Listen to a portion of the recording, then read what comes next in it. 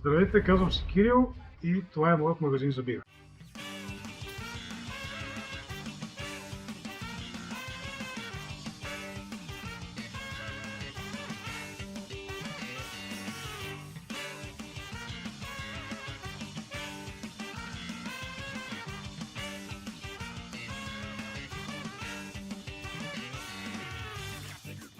От София съм.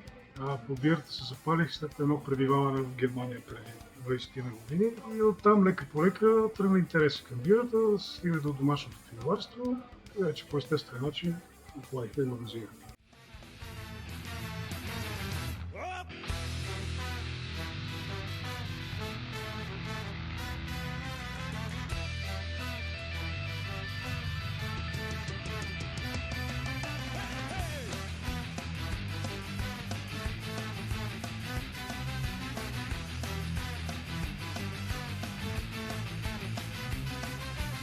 Ами аз исках първо да правя пивоварна, като естествено като всеки така домашен пивовар. Много добре се получи, че не отворих пивоварна, защото най-вероятно нямаше да се получи. И затова отворихме магазин за бира и вече 7 години работим успешно.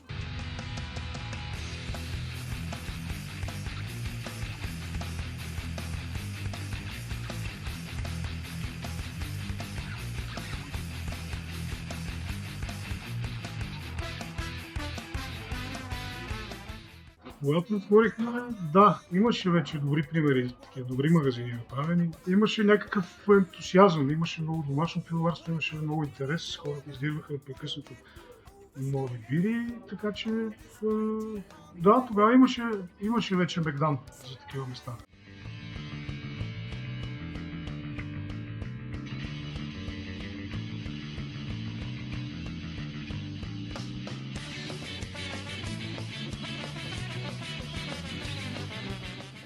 Хората сега и преди, като че ли малко се поуспокоиха и малко мирясаха, вършат се към старите стилове. Това е много хубаво, така наречените крафт маняци. Как започват да пият стари стилове, които преди учи така отричаха лагер бири да речем. А пък сега това се завършва като интерес, което може би е тенденция на всяка.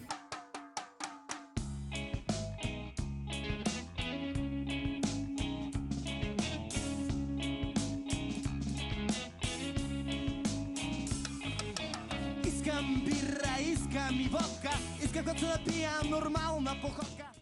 След 7 години е така голяма част от живота ми. Много ме ангажира, много ми дава, много ме взима. С много хора се запознах, с много хора станахме добри приятели.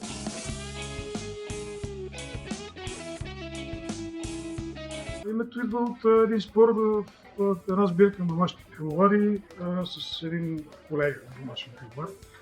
Спорихме за една моя бира и той ми каза, ти много дисидентски така гледаш нещата. Аз не го разбрах какво иска да каже, по-скоро иска да каже панкарски, може би. Обаче ми допадна дисидентско, така дисидент и просто си стана така.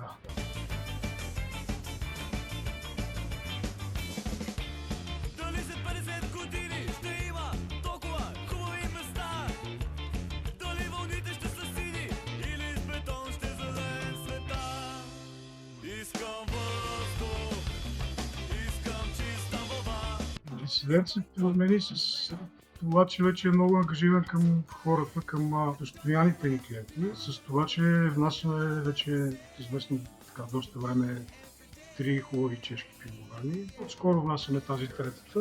Насочили сме се към чешката зеленчийска бира. Чехите могат да правят добре и класически стил, и новите модерни стилове, справят се добре. Стара бира, като да са. Първо започнахме да работим с Матушка, пивовар Матушка, които са първата така крафт бира в Чехия, в този модерен смисъл на думата. А след това Зиховец, следствие Сибирия. Зиховец и Сибирия са най-добре рейтнатите бири по разни такива сектори. Говорим за зеленчийски бири чешки.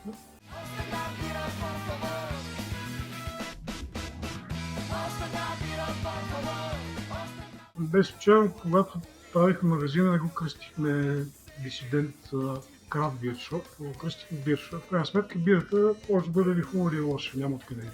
Няма значение откъде идва. Така че гледаме да взимаме добри крафт бири, така наречените крафт бири, заводчийски бири. И разбира се, добри индустриални такива, които с много добро качество също.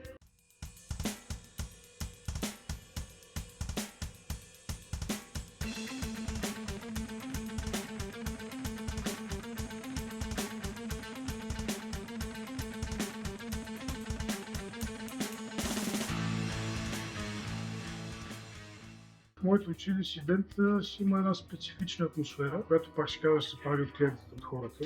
Колкото и да го нашариш на място, ако хората не са окей. Така и някакси така се случи, че се събират готови хората. И ето, направили сме магазин за хората.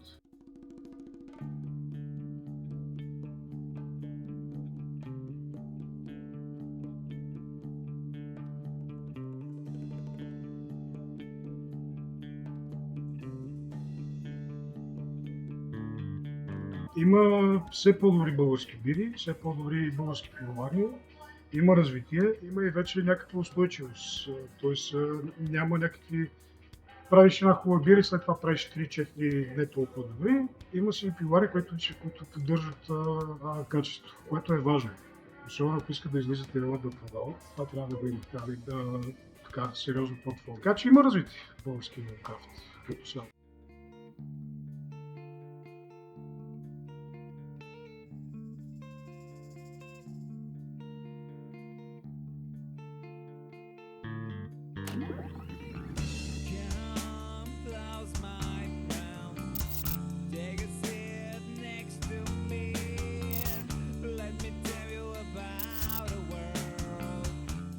Ако някой сега се сблъсква с занаятчийските бири, според мен е хубаво да остави телефона, да остави тези приложения, където тези бири се оценяват, да си избере бира според някакъв стил, който той реши, че трябва да пробва и сам да си усети вкусовете, ароматите и въобще колко е качествена е бирата или не.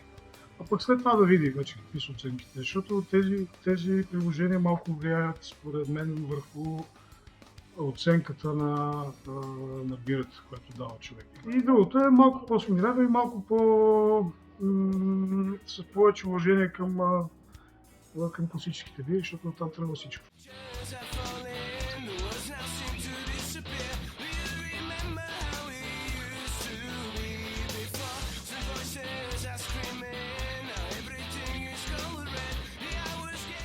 Нямам никаква идея какво следва за Дисидент. Знам, че ще продължим да си бачкаме, евентуално ще вкараме още една чешка пивоварна. Въпреки че вече няма къде да слагаме бири, нямаме толкова кранове. Евентуално някой ден пък може да намерим някое по-голямо място с повече кранове и с малко по-дълго работно време. Но това е по-скоро съвсем така хипотетично. Иначе сме си тук бачкаме и си нариваме с бира.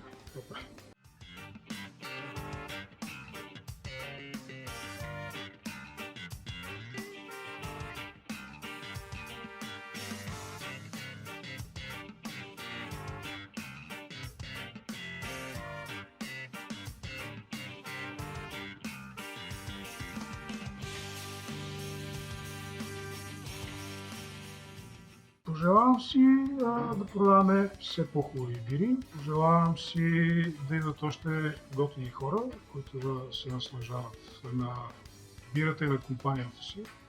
Защото хубавата бира върви с хубава компания. И евентуално да вкараме още някакви интересни пивовари.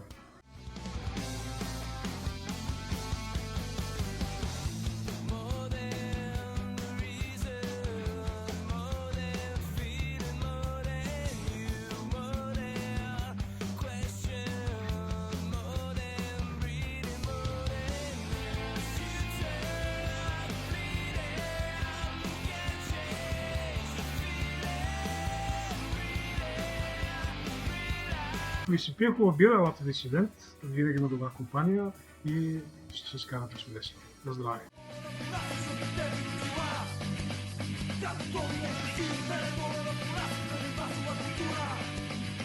това си ми го